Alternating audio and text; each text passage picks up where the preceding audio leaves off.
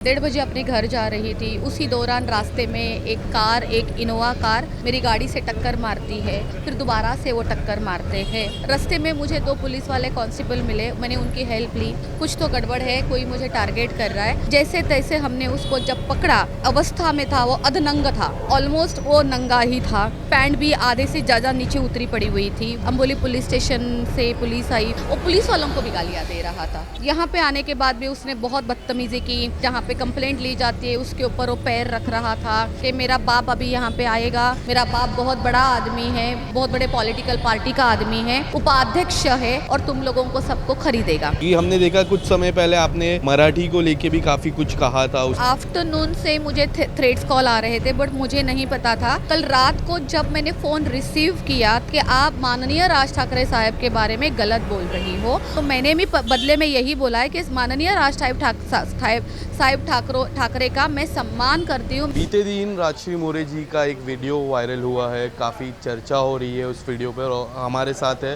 राजश्री जी। राजश्री जी, सबसे पहले उस वीडियो से बात करते, काफ़ी लोग बात कर रहे हैं उस वीडियो में। आप पूरी घटना बताइए हमें क्या थी वो घटना।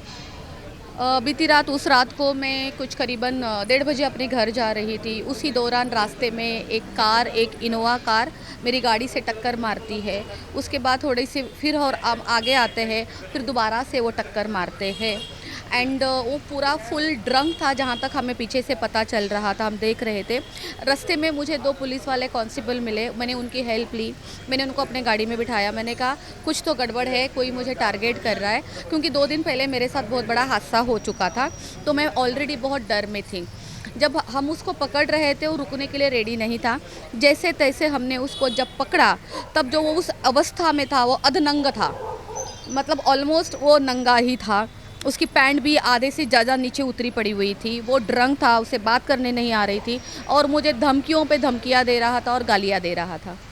क्या वो उसके बाद कोई कॉल एफआईआर किस तरह से हुई?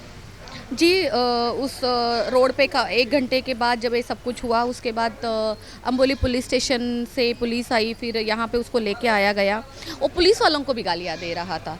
पुलिस वालों के सामने मुझे गाली दे रहा था। यहाँ पे आने के बाद भी उसने बहुत बदतमीज़ी की।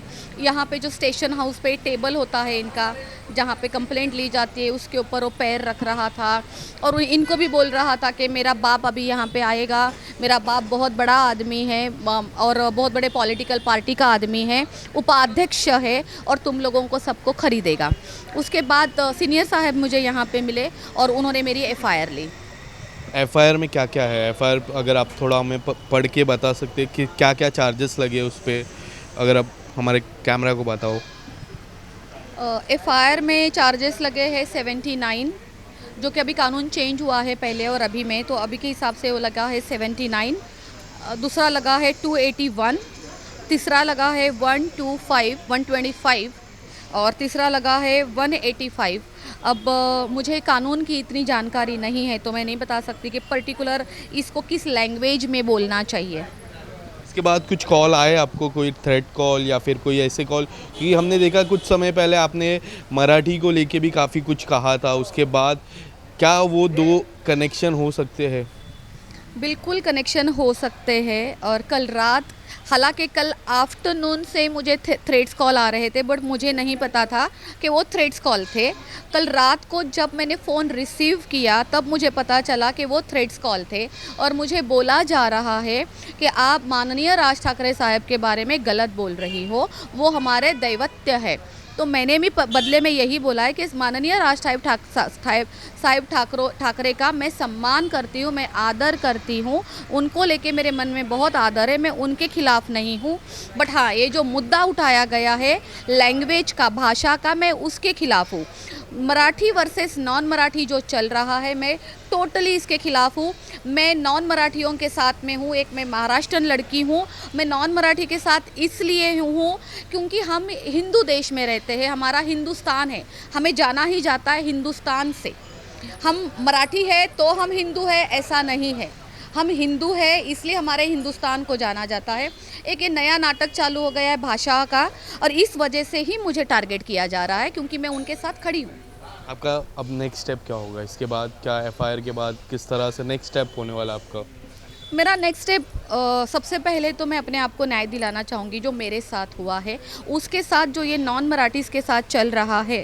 तो मैं जैसे कि मैंने पहले भी फडणवीस सर से, माननीय फडणवीस सर को मैंने अपील की है, मैंने उनको विनती की है कि सर आप इसके बारे में बात करिए और हमें कोर्ट से ऑर्डर दिलाइए कि ये जो भाषा के ऊपर चर्चा और भाषा के ऊपर राजनीति होती है, इसको प्लीज़ बंद करवाइए।